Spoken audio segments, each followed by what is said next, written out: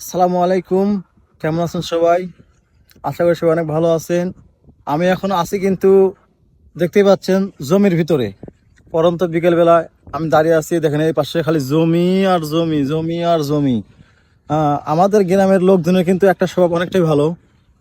আমরা ধান গাড়বো আগে, কাটবো আগে, খাবো আগে, বিক্রি করবো আগে, ফকিরও হবো আগে। এই মোটামুটি কয়েকদিন আগে আমরা ধান কাটছি।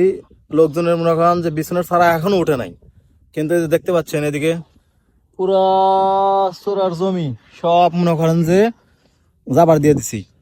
মানে আমরা মনে করেন যে একটা অভ্যাস ভালো আছে আমাদের গ্রামের লোকজনের, যে মনে করেন যে আমরা বাংলাদেশে কিন্তু সর্বপ্রথম আমরা মানে চাউল সরবরাহ করি আমাদের গ্রাম থেকে। মানে আমরা আগে মনে করেন যে চাষ করব, আগে কাটবো এবং আগে বিক্রি করব, আগে খাই শেষ। এই দেখেন অন্যদিকে মনে করেন যে এখনো ধান কাটা হচ্ছে, আর আমাদের এদিকে দেখেন পুরা জমিতে মনে করেন যে জাবার দিয়ে দিছি। পুরা মনে করেন যে এই যে একটা বিল আছে, পুরা জমি মনে করেন যে পুরাটাই মনে করেন দেখেন এই দেখেন পুরাটাই মনে করেন যে আমরা জাবার দিয়ে দিছি। এই তো হচ্ছে কথা। সবাই ভালো থাকবেন।